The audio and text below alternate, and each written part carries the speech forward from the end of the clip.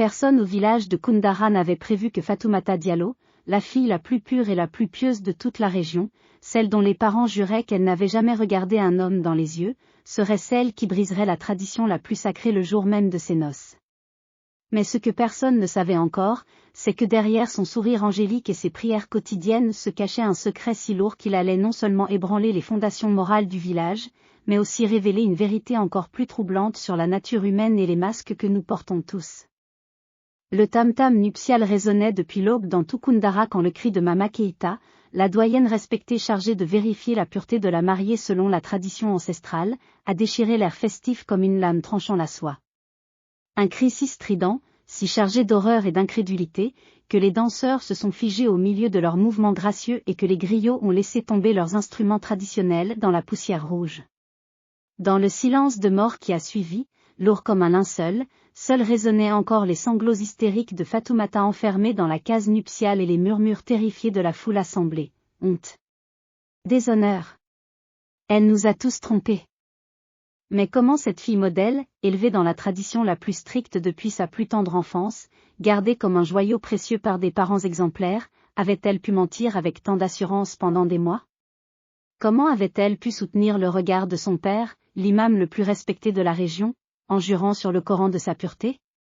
Et surtout, pourquoi Moussa Camara, son futur époux, cet homme si attaché aux traditions et à l'honneur familial, restait-il si étrangement calme face à cette révélation qui aurait dû le pousser à fuir le village en maudissant le jour où il avait demandé cette main? Qu'est-ce qui se tramait vraiment derrière cette mascarade qui sentait déjà le soufre et la tragédie? Le village de Koundara s'éveillait dans une explosion de couleurs chatoyantes et de parfums enivrants qui montaient de la terre rouge encore fraîche de la rosée matinale. Les femmes, parées de leurs plus beaux boubous brodés de fils d'or scintillants importés de Mauritanie, répandaient généreusement l'eau de rose parfumée sur le passage du cortège nuptial qui devait défiler dans les ruelles étroites bordées de cases rondes aux murs d'argile ocre. L'air matinal embaumait le turet grillé qui crépitait dans de grandes bassines de cuivre, l'encens de Somalie qui se consumait dans des brassereaux disposés à chaque carrefour, et le beurre de karité chaud parfumé aux essences de jasmin qu'on utilisait traditionnellement pour lustrer les cheveux des jeunes mariés. Les enfants, excités par l'atmosphère de fête qui électrisait tout le village, couraient pieds nus entre les calebasses fumantes de couscous parfumés aux légumes et les grandes jarres de bissap rouge sans disposer stratégiquement sous l'ombre protectrice des fromagers centenaires dont les branches noueuses semblaient bénir cette union. Fatoumata Diallo était depuis toujours la fierté absolue et l'honneur incontesté du village de Koundara. À 20 ans tout juste accomplis, elle incarnait parfaitement l'idéal traditionnel de la jeune femme peule dans toute sa splendeur. Grande et élancée comme un palmier royal, la peau dorée et lisse comme le mil au soleil couchant, les traits fins et aristocratiques ciselés par les ancêtres, les lèvres pleines et naturellement rosées, les cheveux d'un noir de jet toujours impeccablement tressés selon les codes ancestraux. Ses yeux noirs en amande, d'une profondeur troublante, ne se levaient jamais par pudeur naturelle et respect des convenances, sauf pour réciter d'une voix mélodieuse les sourates coraniques qu'elle connaissait parfaitement par cœur depuis l'enfance. Depuis ses premières années, elle avait scrupuleusement partagé son existence entre 3 lieux sacrés, la mosquée où elle priait 5 fois par jour avec une dévotion qui impressionnait même les anciens, l'école coranique où elle étudiait sous la direction vigilante de maître Tierno, et la maison familiale où elle excellait dans toutes les tâches ménagères traditionnelles avec une grâce naturelle qui faisait l'admiration de toutes les mères du quartier. Elle ne sortait jamais seule dans les ruelles du village, ne parlait jamais directement aux hommes même pour les saluer, ne participait jamais au bavardage frivole des jeunes filles de son âge, incarnation vivante et respectée de la vertu absolue et de la piété exemplaire. Son père, El Hadj Mamadou Diallo, était l'imam le plus vénéré de toute la région, un homme de 60 ans dont la sagesse et la droiture étaient reconnues bien au-delà des frontières du village. Sa barbe blanche impeccablement entretenue, ses yeux perçants qui semblaient lire dans les âmes, sa voix grave et posée qui portait naturellement l'autorité, en faisait un guide spirituel incontesté. Il avait fait de Fatoumata son joyau le plus précieux, la preuve vivante de la réussite de son éducation religieuse. « Ma fille est pure comme l'eau de source qui jaillit des montagnes », répétait-il fièrement à qui voulait l'entendre lors des assemblées du vendredi. Aucun regard masculin impur ne l'a souillée, aucune pensée indigne n'a traversé son esprit. Elle sera la bénédiction éternelle de son époux et l'honneur de sa descendance. Sa mère, Hadja Aïcha Diallo, femme de 55 ans respectée pour sa piété et sa connaissance des traditions, avait élevé Fatoumata dans la crainte d'Allah et le respect absolu des coutumes ancestrales les plus strictes. Chaque geste de sa fille, chaque parole prononcée, chaque pensée exprimée était minutieusement guidée par les préceptes religieux et moraux les plus rigoureux de la communauté. La famille Diallo vivait dans l'une des plus belles concessions du village, témoignage de leur statut social élevé et de leur prospérité modeste mais stable. La cour spacieuse, soigneusement balayée chaque matin et arrosée pour éviter la poussière, était ombragée par un magnifique manguier centenaire sous lequel se déroulaient les réunions familiales et les cours de Coran pour les enfants du quartier. Les murs d'argile rouge étaient décorés avec goût de motifs géométriques traditionnels peints en blanc et en ocre, et l'intérieur des cases respirait la propreté méticuleuse et l'ordre parfait qui caractérisait cette famille exemplaire. Moussa Camara, le promis de Fatoumata, était universellement considéré comme le parti idéal dans toute la région. Fils aîné d'Alhaji Ousmane Camara, l'une des familles les plus influentes et les plus fortunées de commerçants de la région, âgé de 28 ans, il possédait tous les atouts qui font rêver les parents soucieux de l'avenir de leur fille, une beauté virile indéniable avec ses traits réguliers et son port altier, une intelligence vive démontrée par son diplôme obtenu brillamment à l'université Cheikh Anta Diop de Dakar, une richesse substantielle héritée des affaires familiales florissantes. Et surtout une réputation irréprochable de jeune homme pieux, respectueux des traditions et destiné à un avenir prometteur. Les négociations matrimoniales entre les deux familles avaient duré près d'1 an, suivant scrupuleusement tous les rites ancestraux. Les palabres interminables sous l'arbre à palabres, les échanges de cadeaux symboliques, les consultations des marabouts pour vérifier la compatibilité des époux selon les calculs astrologiques traditionnels, tout avait été respecté à la lettre.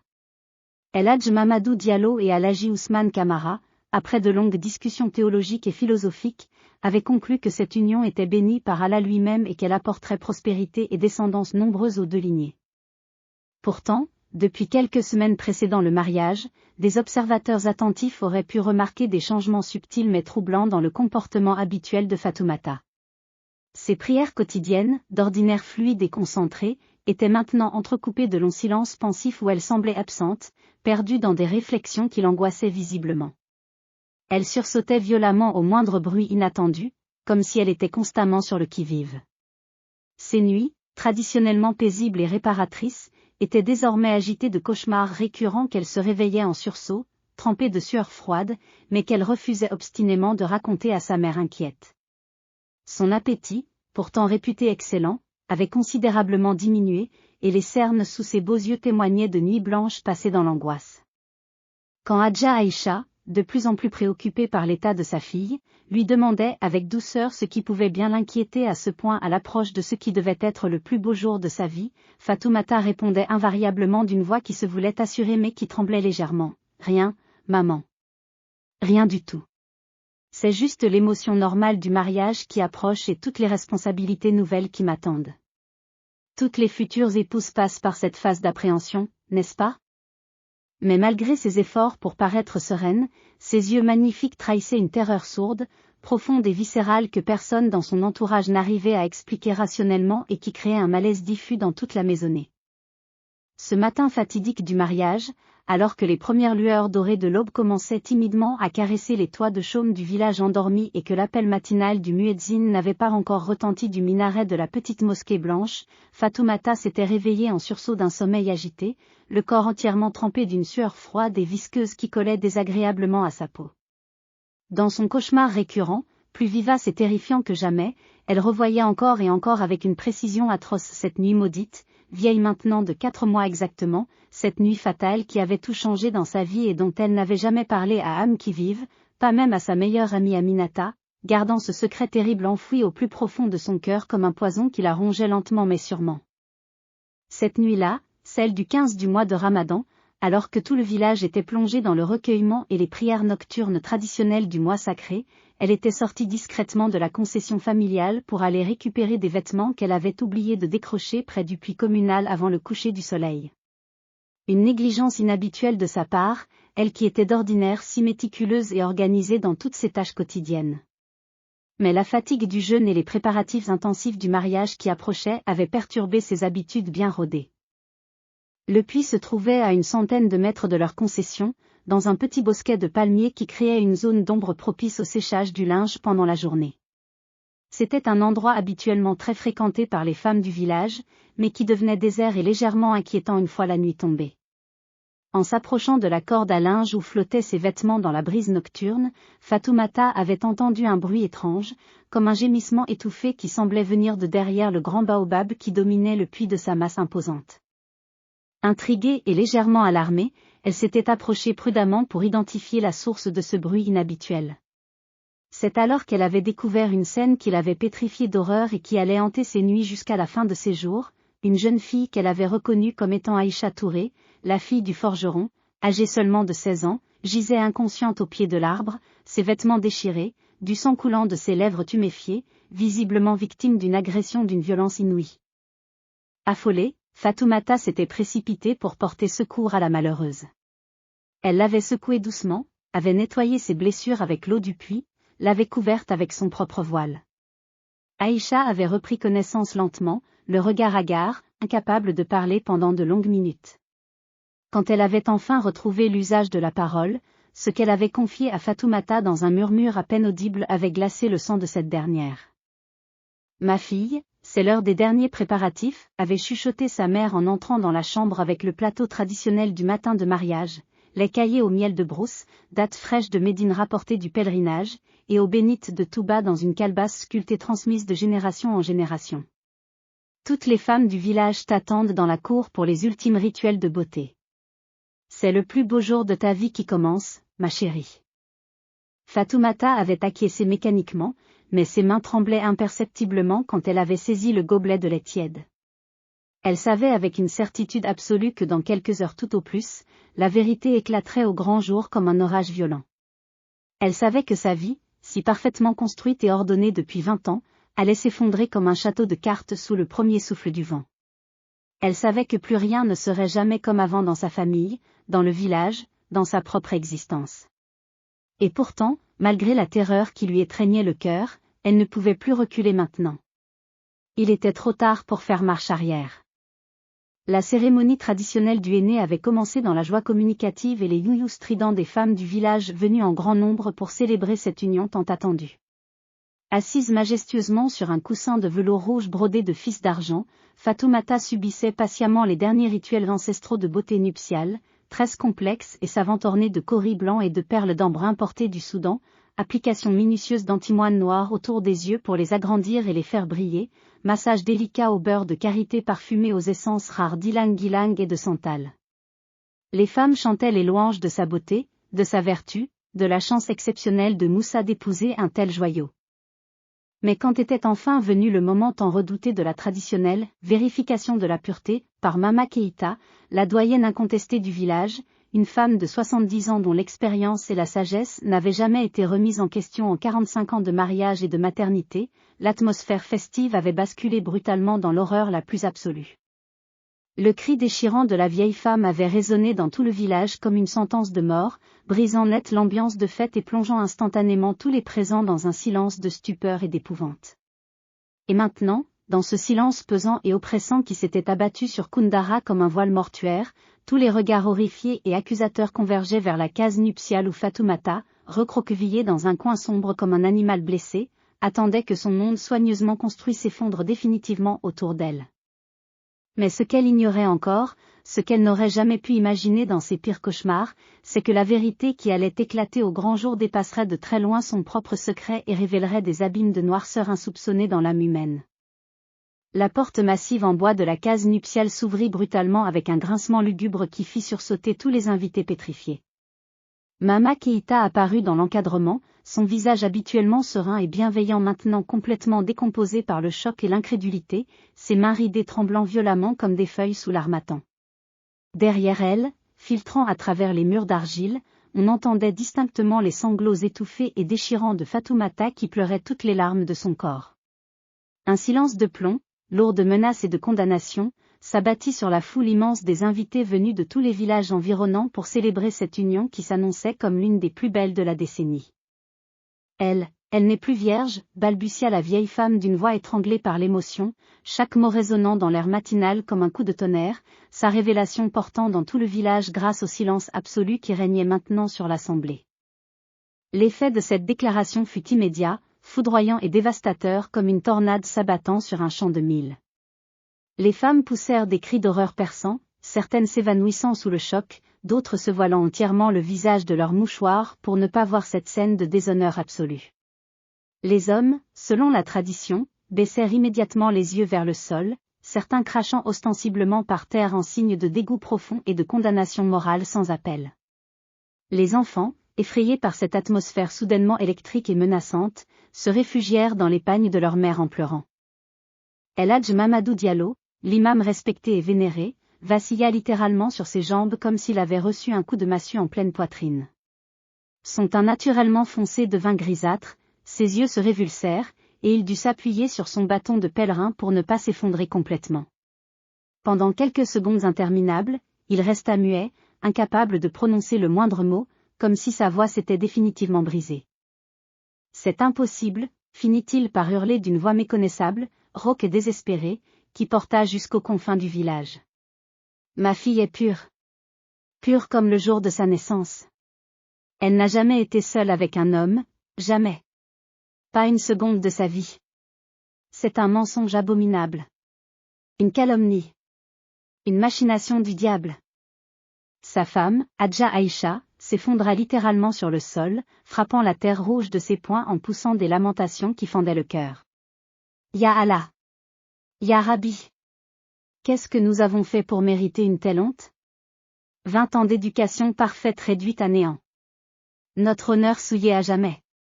Comment pourrons-nous encore lever la tête dans ce village? » Mais Mama Keïta, dont l'expérience de 45 années de vérification matrimoniale n'avait jamais été mise en doute par quiconque, dont la réputation d'honnêteté et de compétence dépassait largement les frontières de la région, secoua sa tête grise avec une tristesse infinie mais une détermination inébranlable.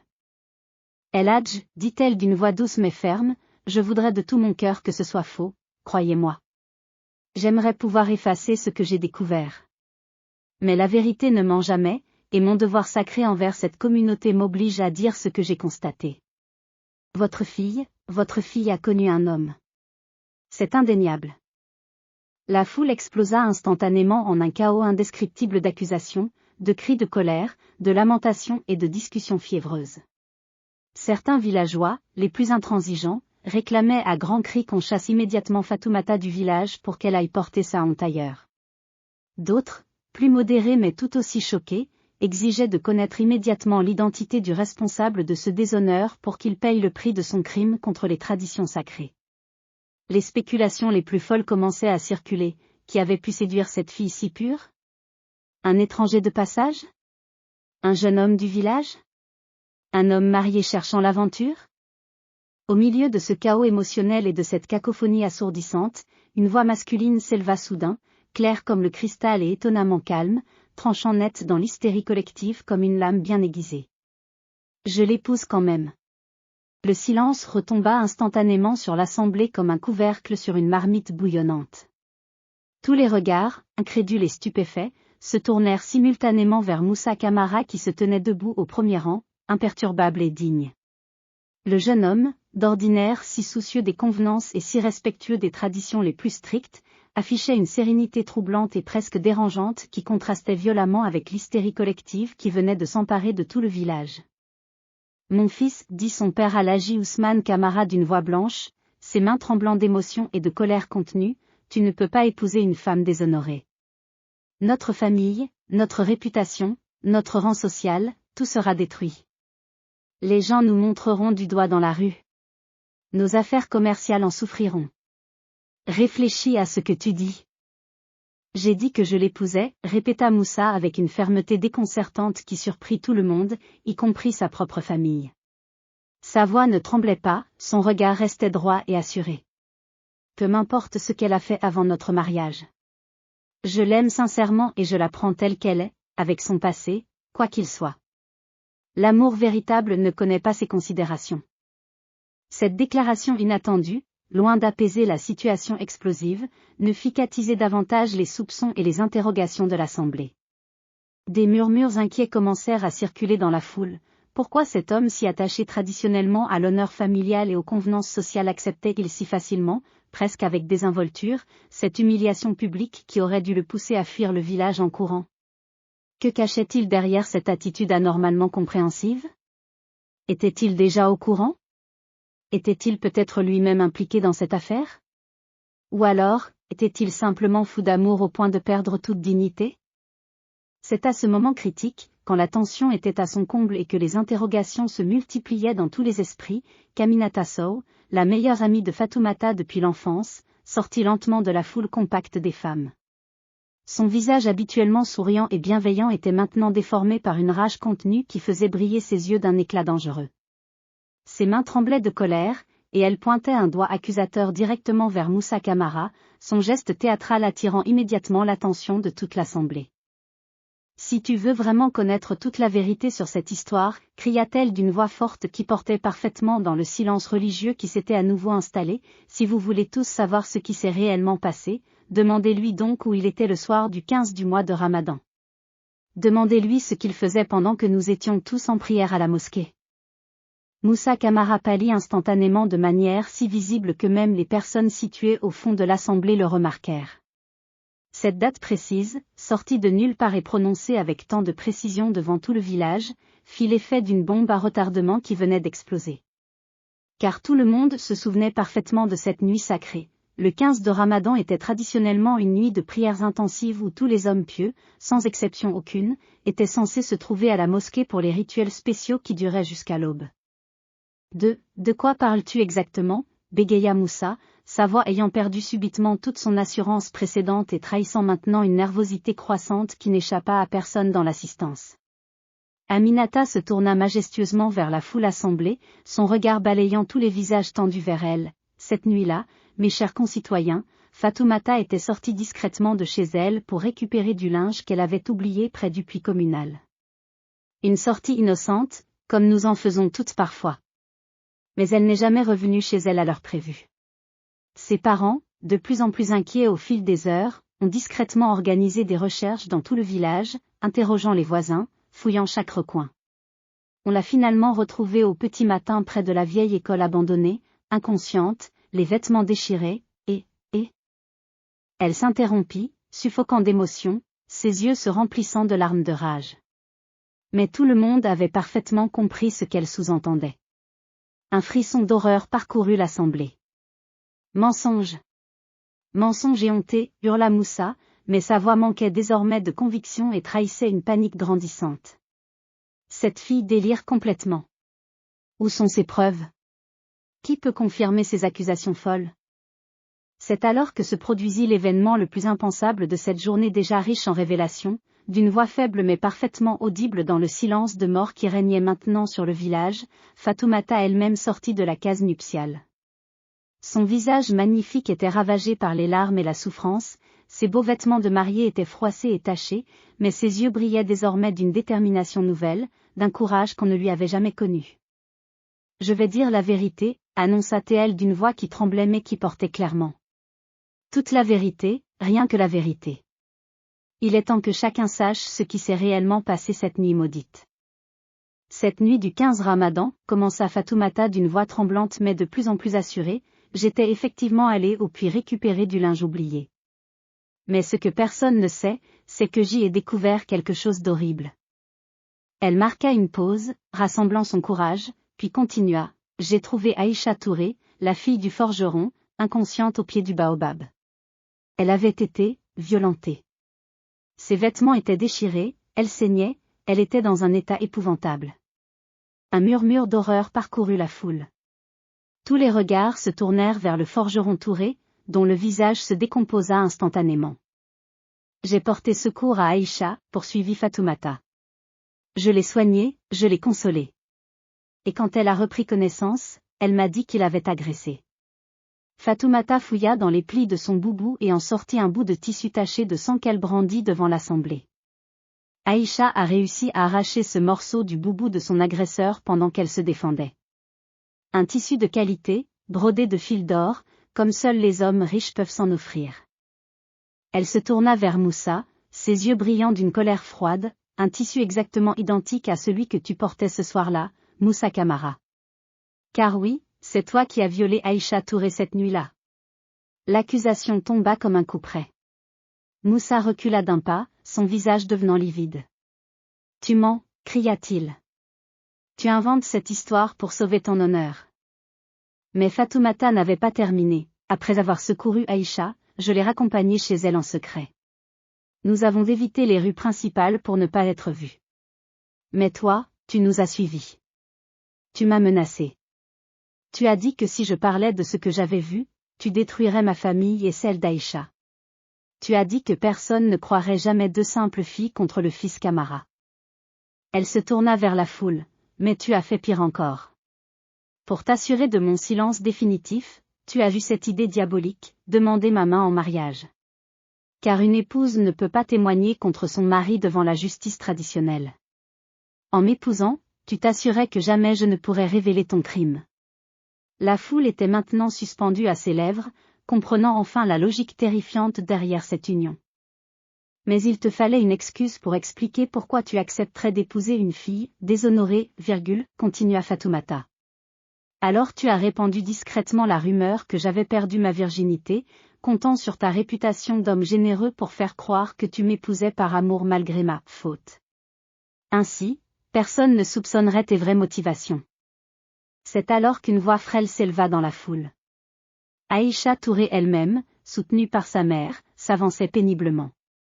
Fatoumata dit la vérité, murmura-t-elle, sa voix brisée par l'émotion. C'est bien Moussa Camara qui m'a agressé cette nuit-là. Et c'est bien Fatoumata qui m'a sauvé la vie en me portant secours. Puis, d'une voix plus forte, Fatoumata a sacrifié sa réputation pour me protéger. Elle a accepté de passer pour une fille déshonorée pour éviter que mon agresseur ne s'en prenne à moi de nouveau. Elle est pure, elle l'a toujours été. Son seul crime a été sa générosité et son courage. La vérité éclatait enfin dans toute son horreur. Moussa Camara, l'homme que tout le village respectait, était non seulement un violeur, mais aussi un manipulateur qui avait orchestré un mariage pour s'assurer du silence de son témoin. Acculé, le masque de respectabilité tombant définitivement, Moussa laissa échapper sa vraie nature. Son visage se tordit en un rictus de haine pure. Même si c'était vrai, cracha-t-il, qui vous croirait? Une fille de forgeron contre un Camara? Vous rêvez. Mais c'est alors qu'intervint le retournement final. El Hadj Mamadou Diallo, qui était resté silencieux depuis les révélations, s'avança vers sa fille. Tous pensaient qu'il allait la répudier pour avoir caché la vérité si longtemps. Au lieu de cela, il s'agenouilla devant elle et prit ses mains dans les siennes. Ma fille, dit-il d'une voix brisée par l'émotion, pardonne-moi. Pardonne à ton vieux père aveugle qui n'a pas su voir la vérité. Tu as agi selon les préceptes les plus nobles de l'islam, secourir celui qui souffre, protéger l'innocent, même au prix de ta propre réputation. Il se tourna vers la foule. Regardez bien cette leçon, mes frères. Ma fille est plus pure que nous tous. Elle a sacrifié son honneur pour sauver une sœur en détresse. Son geste est celui d'une sainte, pas d'une pécheresse. Moussa Camara fut immédiatement jugé par le Conseil des Anciens selon la justice traditionnelle. Les preuves s'accumulèrent rapidement contre lui, le tissu déchiré, le témoignage d'Aïcha, et surtout sa propre attitude qui avait trahi sa culpabilité. Il fut banni à vie du village et de toute la région. Sa famille, accablée par la honte, quitta Koundara dans la semaine qui suivit. Leurs biens furent partagés entre les familles des victimes en guise de compensation. Fatoumata fut officiellement déclarée pure et honorable par l'assemblée du village. Sa virginité fut symboliquement restaurée, par une cérémonie de purification dirigée par son père. Plusieurs prétendants de qualité demandèrent sa main dans les mois qui suivirent, mais elle choisit de rester célibataire pour se consacrer à l'aide aux femmes victimes de violences. Aïcha Touré, libérée du poids du secret, put enfin guérir de son traumatisme. Elle épousa quelques années plus tard un jeune homme du village voisin qui connaissait son histoire et l'acceptait pleinement. Le village de Koundara institua une nouvelle tradition, le jour de Fatoumata, célébré chaque année le 15 Ramadan, pour honorer le courage de celles qui se sacrifient pour protéger les autres. 20 ans après ces événements, Fatoumata était devenue l'une des femmes les plus respectées de la région. Sa maison était devenue un refuge pour les femmes en détresse, et son nom était synonyme de courage et de justice. Quand les griots racontaient cette histoire lors des veillées, ils terminaient toujours par la même morale: la vraie pureté ne réside pas dans le corps, mais dans l'âme. Et parfois, ceux qui sacrifient leur réputation pour sauver les autres sont plus nobles que ceux qui gardent jalousement leur honneur. Car la leçon de cette tragédie était claire: dans un monde où les apparences comptent plus que la vérité, où le rang social protège du soupçon, les prédateurs peuvent prospérer tandis que leurs victimes souffrent en silence. Mais ce jour-là, à Kundara, la justice avait triomphé grâce au courage d'une jeune femme qui avait préféré sacrifier sa réputation plutôt que d'abandonner une sœur en détresse. Et jamais plus dans ce village, une femme n'eut peur de dénoncer son agresseur, sachant qu'elle serait crue et protégée par sa communauté.